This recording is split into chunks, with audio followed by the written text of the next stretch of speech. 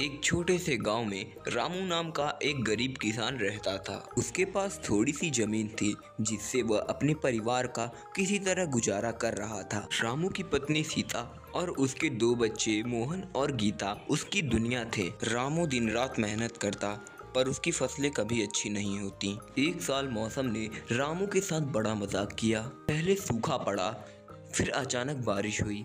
उसके बाद ओलावृष्टि ने बची कुची फसलों को भी नष्ट कर दिया। रामू का दिल टूट गया।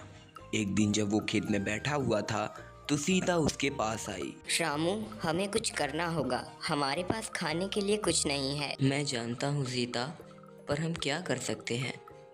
हमारी सारी मेहनत बेकार चली गई। मैंने सुना है कि शहर में एक बड़ा व्यापारी है जो किसानों की मदद करता है।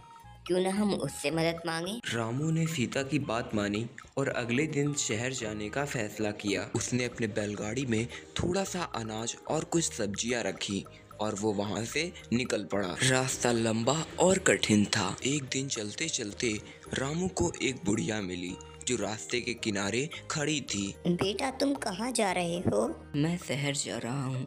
वहाँ मुझे एक व्यापारी से मदद मांगनी है। बुढ़िया ने रामू को आशीर्वाद देते हुए कहा।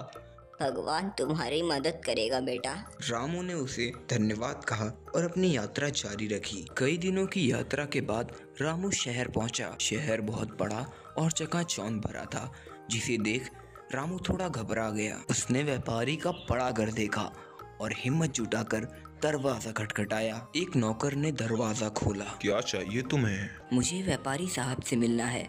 मुझे उनसे मदद की उम्मीद है। नौकर ने उसे अंदर बुलाया और व्यापारी से मिलवाया। व्यापारी ने रामू को देखा और उससे पूछा, क्या परेशानी है तुम्हारी? मेरा नाम रामू है। इस साल मेरी फसल बर्बाद हो गई है और हमारे पास खाने को भी कुछ नहीं बचा है। मैंने सुना है कि आप किसानों की मदद करते हैं। व्यापारी ने रामू की ईमानदारी और मेहनत को देखा और उसकी मदद करने का फैसला किया। रामू, मैं तुम्हारी मदद करूंगा। ये पैसे लो, इससे अच्छी बीज और खाद खरीदो। इस साल मेहनत से खेती करो और मैं तुम्हारी सारी फसल खरीदूंगा। रामू ने व्यापारी का धन्यवाद किया और पैसे लेकर गांव वापस लौट आया। गांव लौटते समय रामू को रास्ते में वही बुढ़िया मिली। उसने रामू को देखकर कहा, देखा बेटा, भगवान ने तुम्हारी मदद की। मेहनत से काम करो, तुम्हें सफलता जरूर मिलेगी। आप सही कह रही हैं। मैं पूरी मेहनत करूंगा। रामू ने घर पहुंचकर सीता और बच्चों को सारी बातें बताई। सब ने मिलकर मेहनत की और इस बार फसल बहुत अच्छी हुई। एक दिन फसल जब पककर तैयार हो गई, गांव में एक और संकट आ गया। गांव में एक डकैतों का गिरोह आ गया जो किसानों की फसलें लूटने लगे। रामू ने अपने दोस्त को बुलाया और कहा, हमें मिलकर डकैतों का सामना करना होगा।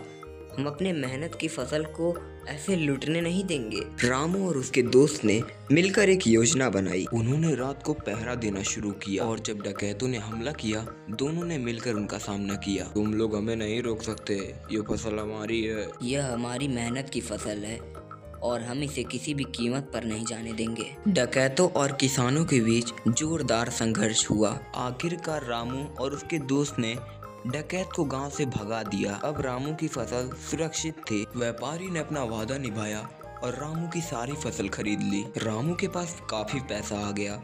उसने अपनी जमीन बढ़ा ली, अपने घर को सुधारा और अपने बच्चों की पढ़ाई के लिए भी पैसे जमा कर लिए।